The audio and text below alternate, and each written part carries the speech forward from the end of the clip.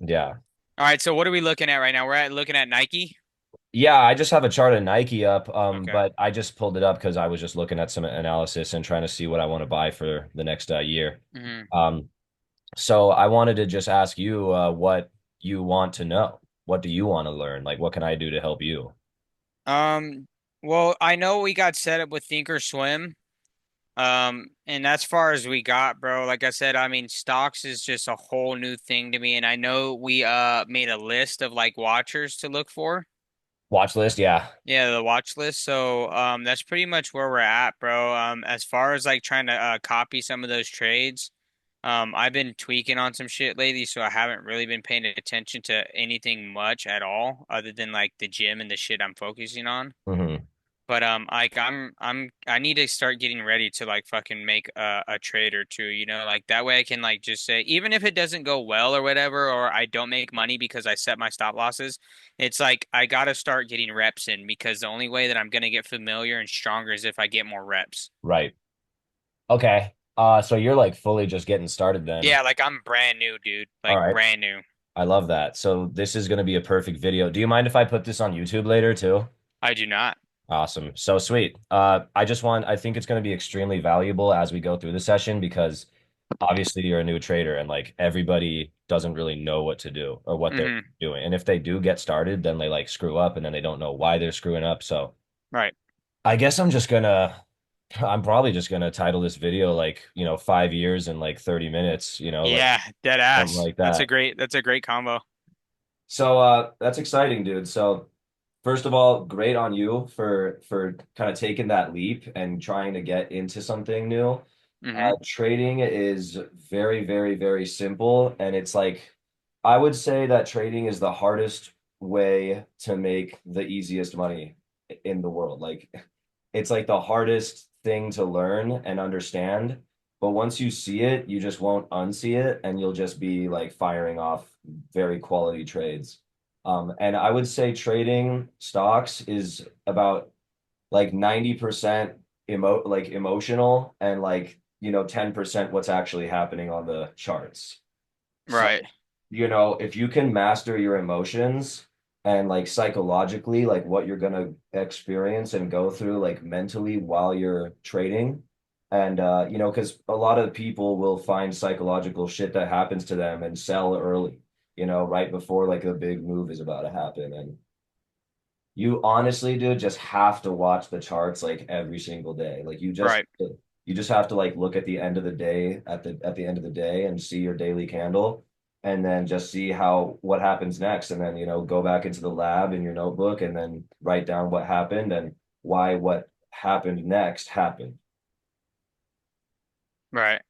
So always like be learning and Right. Right. Right. always be like diligently watching what's happening and every setup you ever see it's going to be like a story like it has a story to it and what I mean by that is just like the setup the news outside of the stock like Right. the overall market like vibe and feel of like macroeconomical stuff and then this giant like news bites that come out Right. they're gonna heavily impact your stock movement. So I'm probably just going to take that and go just into like a few setups that I just traded in the group this week just to like show you A to Z, like how I figure out what's a good trade or not. All right. Gotcha. All righty. So let me start with Nike just because I have it up. So I saw that Nike like really gap down. I've been trading Nike and I've had shares hmm on Nike. And so I've been in kind of like writing this like 70 area, like trying to just see if it can hold the 70 area. All right. So my shares took a dip because it just gapped down. They reported their earnings report and Nike fell. It fell overnight, down to about under 65. And so I'm like, in my opinion, like Nike's already a big buy at this area because now I'm on the monthly time frame where Right. every candle is 1 month each. And I'm looking at the chart from way, way, way back. Like look at November 2016. That was like the all-time high right here back then in 2016. Right. So I would look at that and be like, okay, there's like a ceiling there because over here, when it tried to go up on those monthly candles and break that, it kind of like stuttered right here in Right. those two red candles. So that And that tells, was that was for 2 months, right? It stuttered, right? yeah, Since each one of those candles are okay, got right there on my mouse. So then it breached up, right? It blew through that all-time high. Amazing. And then it pulled all the way back in this 3 month period of time. One, two, three candles right here. This big red Yep. one, and then these two. You see how it kind of like bounced with that wick at the bottom Yes. on that level. And then during 2020, March, obviously, you know what happened. COVID hit, and the whole world was like thinking we were going to die. So everyone's selling stocks. And so then right there, it dips right under that same level from 2016. So 4 years before COVID. And then it's a buy from under that level. So like I draw that level because that's just the level on the chart that's invisible until you mark it. Right. And the reason I mark it is because it's clearly like the stock makes decisions at that level. Like it makes a decision to go up from that level. So Gotcha. I mark it because I want to mark the exact spot where there's the most amount of like reactions in the Mm-hmm. stock's previous history. You'll probably hear online and read online as you kind of like get more involved in stocks and trading that you know, you can't base future price movement off the past, but that's complete BS. Like you totally can. And this is proof that that works. Right. Because from 2016, that area, I saw it go under there. And when I go back to my daily chart, I noticed, oh my God, Nike's under here after a bad earnings report. Is Nike? Then my next question is, okay, what's this selling? Like, why is it down this much, right? Is Nike a shitty company? Is Nike never gonna like go back up like over time? Right? I mean, we would both probably agree that Nike's going to be around for our lifetime. Exactly. You know, people are always going to be buying shoes and playing sports, and like Mm-hmm. Nike is right up there with Adidas and them. Yeah. So, New you know, sports technology, yeah, all that stuff. right, right. And they sponsor different shows and channels and sports networks and all this stuff too. And there's just a lot of business going on. So I'm just saying that this is not some kind of, it doesn't even matter like what exactly Nike's doing. We just kind of have to know that this company is going to be around at least for the next 10 years, you know? So any stock that you ever trade, and this is why I stick to blue chip stocks. I would definitely just stick to those blue chip stocks because they are going to be around. There's interest there. And when the stock does give you opportunities, quote unquote opportunities, meaning that it pulled back a lot and it's an opportunity to buy it to make money, the reason that that would work and we bet on those blue chip stocks instead of like, you know, small shitty companies is because we know they're going to be around to get or for forever, hopefully, and we can trust that it's going to go up, right? It's not something like some kind of like fad thing, like I don't know, like Etsy, you know, like Right. that's Wish. something, yeah, Wish, right? Like you see, like stuff like this, we don't want to happen, you know, because it just dropped. Etsy's going to be around; it's a good company, but Right. something, Hype and yeah, fad. something hype and fad is going to drop, you know. Right. Like Zoom, we're on Zoom right now. Mm-hmm. Look at what happened to Zoom. They blew up because of COVID. COVID. Everybody's life was on the screen, and now they're down here. Right. And they're probably going to stay down there, right? Imagine this thing was almost $600 a share. Now it's at 76. Could you pull up context logic? What's the ticker? I believe it's I don't know if it's Wish, but I know the company is Context Logic, so it could be LOGC. Oh, there you go. Wish. Yeah, Wish. Oh, there it is. Context logic. I don't even know. It's not even pulling up. Context logic. Oh, maybe LODC. There you go. Yeah, see, this is quite the chart here. Uh-huh. Yeah. It's not something that you would want to involve yourself in. Exactly. It's shit. It's shit. It's And I shit. and I bought it like back in like 2022, so it just got rinsed from there. Hmm. Why did you buy it? I thought Wish was gonna be the next big thing, bro. It was like you know, buy the rumor, sell the news, or however that saying goes. Yeah, And I get what yeah, you're dude, I saying. was like fully convinced. I was like, yeah, Wish is gonna be huge, bro. Like I thought Wish was gonna be Temu, but then Temu comes and like Temu's, you know, Timu's it up. Does Timu have something? No, I'm not sure if they're public yet. Timu. No, I don't think they are. Interesting. All right. But Well, so like you don't have to trade shit like that. Right, you right, you can exactly. you can make money. You don't have to like necessarily. It's logic too. Like you can invest something for like the long term and genuinely like believe in something, but Wish didn't seem like a good play there just because the result. But it did at the time, you know. So like that's a risk that you just got to take when you're investing for the long term is, and that's the risk that everybody's taking. You know what you did with Wish, people are doing to like the S&P 500, and because they just that's something better to bet on because that's like the whole global like United States American economy like packaged up into one thing. That's like the 500 best companies that make the list.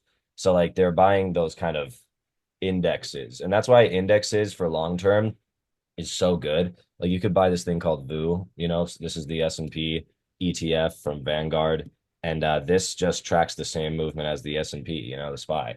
Right. So, you know, it's great. You're kind of betting on like a basket of stuff instead of just one. So that means like if I was all in on like Tesla, for example, because I love trading Tesla, that would be a stupid thing to do. Because if you're all in on one thing, if like Elon Musk, like God forbid, you know, dies tomorrow, then like the stock's gonna drop and then your account's gonna be wrecked. So people try to buy this index because if Tesla goes down, then the index doesn't fully like drop out too. You know, they're kind of like Microsoft and Apple, you know, big players of the S&P and the Nasdaq could be going up that day that Tesla drops really hard. So they're not screwed. Right. So that's another big thing. So yeah, do you have any questions so far for right now about that? No, Anything? just learning, Okay. just soaking it all in. Yeah. All righty. So I should teach you how to read a chart. Yeah. Um, with that Nike trade, let me go back to that because we got off track a little bit.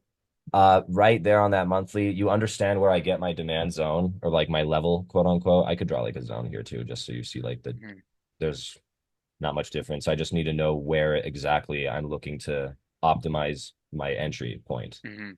on the chart. So that's the area because of all that past area. You know, that's a 10-year demand zone Right. almost because 2026 would be 10 years. But yeah, even there. And then like the next zone I would draw would be like down here at like, you know, 50, Gotcha. you know, just because that's where like all these reactions happened. And like if I wanted to get like a more surgical level, I would draw it on like the bottom of that structure that it had for 2 years before it really popped off from 50 to 179. Gotcha. Yeah, I see that. Right. So that's like the build. Yeah. You know, that buildup is awesome. So like what I'm trying to show you, bro, is you have to look for a setup. A setup is consolidation. Right. We are most interested in my strategy. We're most interested in areas of consolidation because you know, think about it logically. Like people who buy stocks don't really focus on it like I would or you will. And they don't watch these charts. They don't even know how to do analysis. You know, they're just buying and then they just wait, which is good. You know, it's a strategy too if you don't want to pay Mhm. too much attention. But for us, we have much more incisive entries because and like we get to take advantage of really good prices because we're paying attention and watching it. Gotcha. That's why it's so important to like get involved and watch this stuff every Yeah, day. literally, you have to watch the charts monthly, daily, Uh, yearly, zoom out, yeah. zoom in. I never trade or I never even look at FedEx, but it's on my watch list. And so I saw one day because I just literally scroll through my entire watch list that I texted you back then. Hmm. And I just look at like every single stock every day just to like see where they're at so I know like the story. And so I'll like think about it and remember sometimes I'll miss opportunities, but that's because I didn't have an alert on it. So like I Right. put alerts on my charts now, like on FedEx here, I have two of these like alerts Alerts. where I would buy this stock like blindly. Like if I see that alert pop off and I get a phone notification, I'm Just buy. instantly, yeah, I'm like, all right, I don't even have to look because I know. Right. I'll take a look because these alerts are so deep on the chart that I'd be like, okay, well, like first of all, why is it down there, right? And then my next question of like, is the company going to be around forever? You know, like yes. So then I just see the setup and I'm like, amazing, great dip. So I saw this one drop and it didn't hit my level, but it got damn close. I mean, it was at 217.22 and Hmm. my alert's at 214.73. So like, you know, $2 above my alert. So that was like unfortunate and I didn't get pinged for it, but that's good because I still was able to take advantage of this trade because I look at the charts every day. Hmm. So I was paying attention. If I didn't get paid attention, I would have You would have definitely missed it. I would have missed it. Right. So you were still able to enter a trade right around that mark, just not exactly at your notification because you check Uh, the chart every day.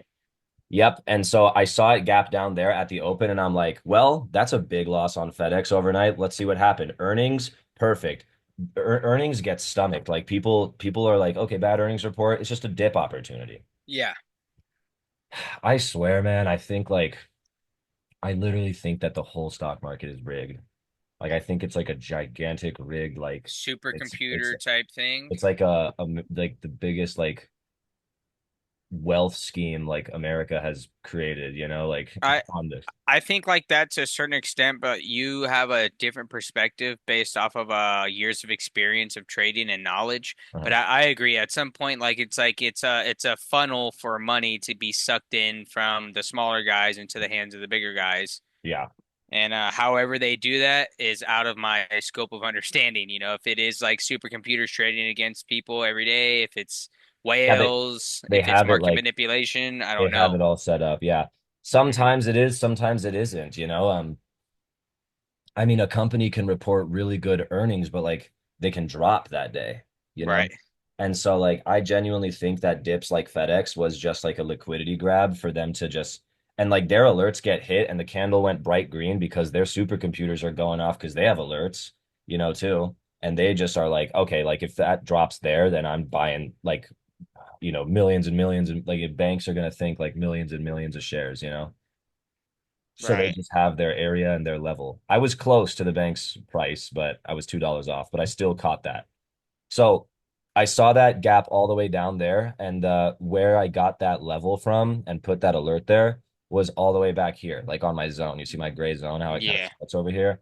So like I did that because of this. And let me circle. So like right here, see how there's like a big drop and then it pops a little bit before it Hmm. really like cracks through that bottom. Right. Like that tells me that that's a good like floor. That's an invisible floor that I had to identify with my eyeballs. Okay. So then over here, there's like movement, some stuttering. Then over here, there's like that bullish hammer candle, this Yeah. one that like just it was red all the way into there. And then FedEx was for some reason, I don't know why, but it said at 215 or whatever at that level that hey, I'm like not trying to go below this, and then it just popped up. So I get that from back there. And then over here, right? There's a bounce again, it bounces all the way up and then it goes right here and then it, dribbles around and it hangs down.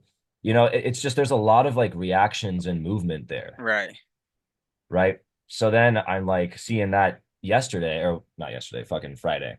And then I'm buying that because I see like holy shit, like this is a level from 2017. Like, FedEx is gonna bounce most likely. Right. And I could have been wrong, and it could have just gone down all the doodah day Right. down to hell. And like I would have had to take that on the chin and be like, I'm sorry, guys. Like But I you would have lost. set a stop loss, right? Yeah, you would set a Somewhere. stop Uh-huh. loss. So I'm Because like, like, yeah. I'm seeing the overnight movement down, and I'm like, okay, how it's like a rubber band. Like it can only stretch so far before it tears. So right.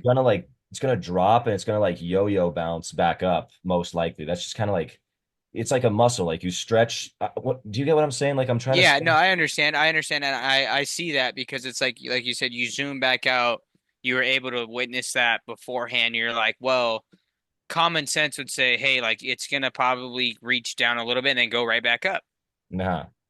And so that on the daily just looks like a hole in the chart right there, right? The gap Yeah. one and a green candle. Okay. What I'm talking about with like the muscle stretch is that this thing was at 250 the day before, and now it's, 33 or whatever dollars lower. Like that's a stretch for the stock to go down that much without a bounce. Really? Is it really not going to bounce from there? That Right. would be something that I'm willing to take a risk on and put money at. Gotcha. That way it like stays in sort of its like stretch with bandwidth. Right. It's not going to stretch. You can only like stretch your arm so far back before Exactly. and then it's going to like bounce, right? Like if I throw my arm back behind my chair, it's you see how it's bouncing back. Yeah. Yeah. So like it's just like it's so weird to say because this is just shit on a But it screen. makes sense though. It makes sense. Yeah, I you just have to see it, man. You just really Hmm. have to watch the charts and see it, and then you'll understand how that works. So that's why like on the hour, I'm on the 1 hour time frame, just to show you that bounce on the candles and Mm. the overnight selling from the earnings report. And then on the daily, it just looks like a hole in the chart. So I see that gap down. I'm like, ooh-wee, FedEx is down 10% today. Let me get that. Like, let me buy that because Yeah. I'm not like, yeah, I'm not trying to buy that when it's clearly in like a downtrend since like last July up here. Like ever Hmm. since it hit this high, on that earnings report, it gapped up really hard. This earnings report gapped it down, and then it was a good discount because it was in the monthly time frame demand zone. You feel that? Yeah, I do. Sick. So what I did was, okay, got the setup. Let's get the trade. What's the trade? The trade is either share. It just depends on what you want to do and Hmm. how you want to make your money and how much risk you're willing to take on. Is either you do shares or options. So like I bought call options and shares on this one. And I bought the June, I think it was, I'd have to check my phone, I think. No, I mean I think it was like the June it was like the June 20th calls saying that it was gonna go over 220.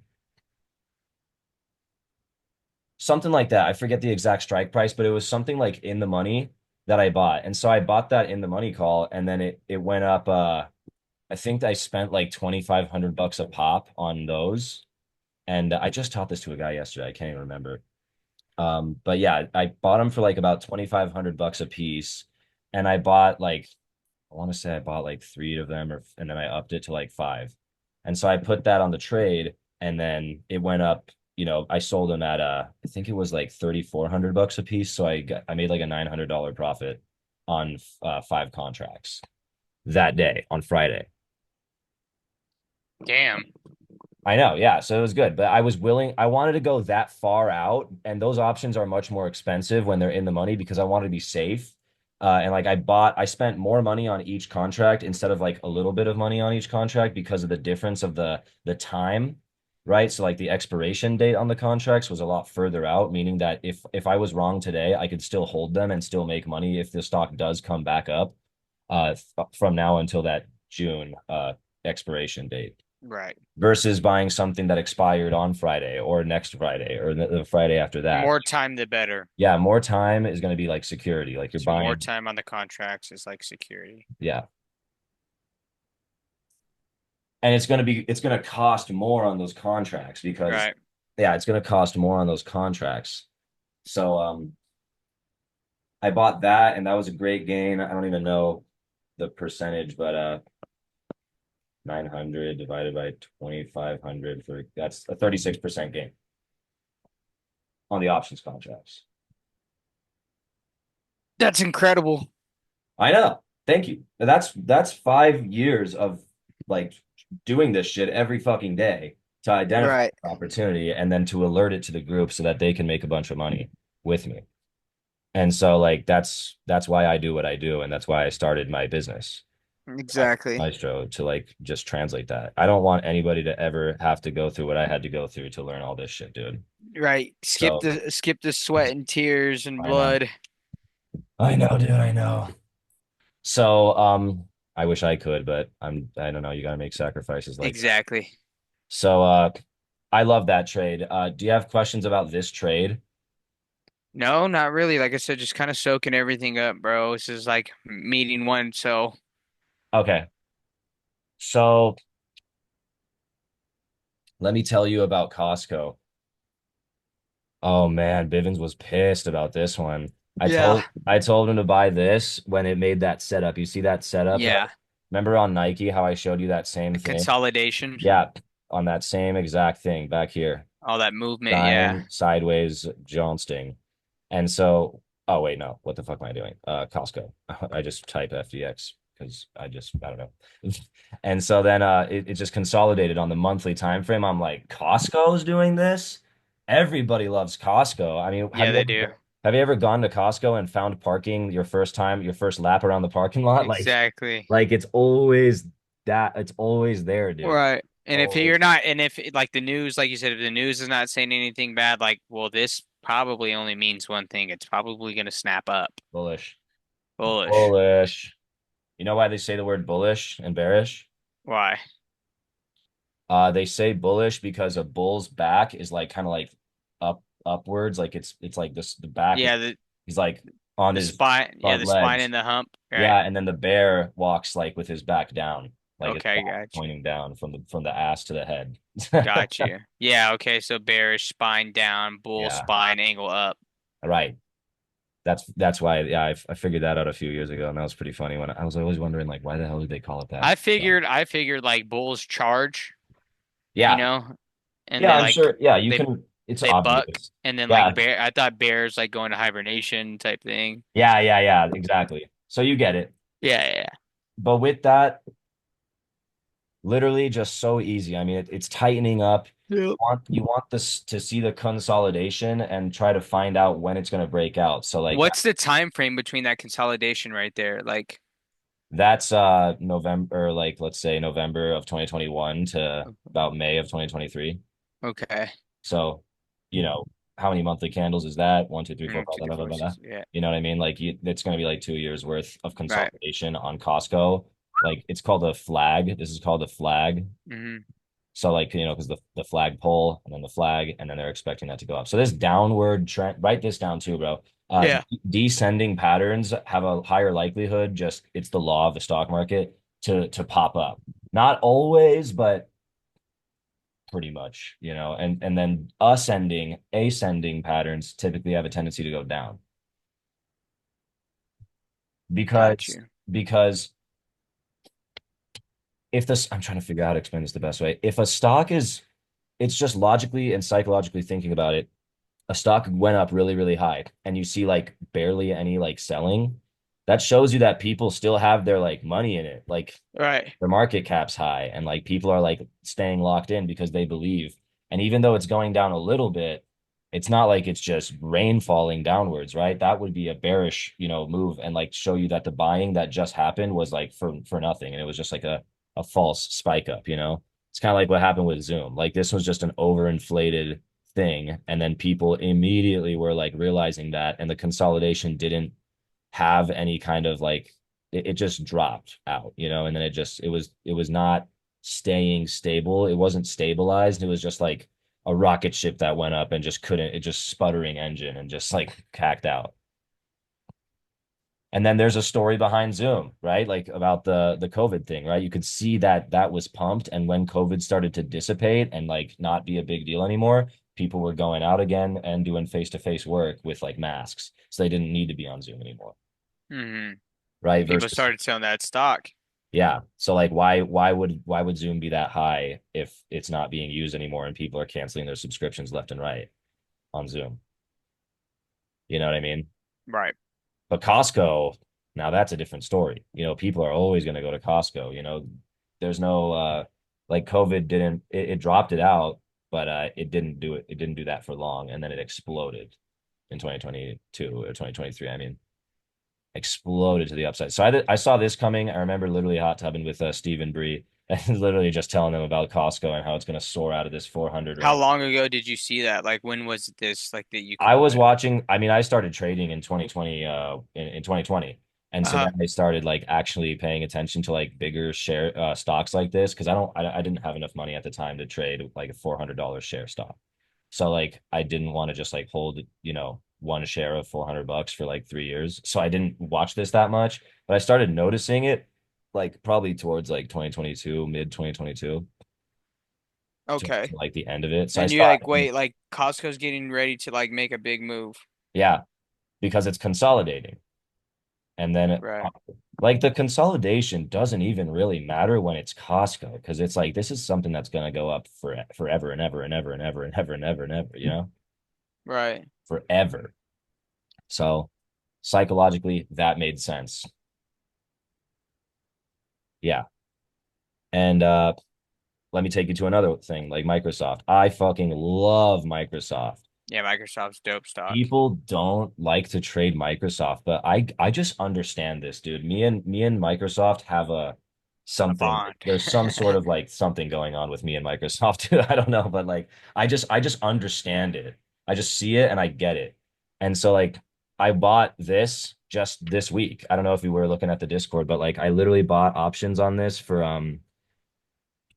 fuck, I think I bought them for like the May like 400 or 405, 410 calls. I alerted to buy anywhere between like 400 and 420 like strike price. Basically banking on the fact that it's going to most likely go up to 400 or 420 in, before May, right? So that's kind of Right. what I'm banking on with the options contract. And so right now I'm holding those bad boys and they costed like 800 and it costed like 880 bucks a piece. One of the guys in the group bought it and he spent 880 bucks and sold them for a 200 and like $20 profit, I think, Nice. per contract. Yeah, in like literally just 2 or 3 days. So that's like, that's money. It's great. And so like when you have like enough money to trade like 4 or 5 of those and spend, Yeah. 3 to 5 grand, Making that yeah, 220 gets multiplied times whatever amount of contract. exactly. So that then you make a grand in like a few days, and that's awesome. So it's pay to play. The stock market's pay to play. If 100%. you have money, you can make a lot of money, but if you have money, you can also lose a lot of money if you don't know what the hell you're doing. So I'm betting on this one to continue going up over the next few weeks, just because of the market, how it dropped out really hard. And I just noticed that every time something aggressive to the downside happens with micro, soft, macro hard, it just starts popping like back up. It's like one of the first stocks to really rebound aggressive Rebound, right? Yeah. upside. Yeah. Yeah. And do I've you think that's because of the psychology of the holders and the people that like buy Microsoft are like, no, like we understand Microsoft kind of like how you do.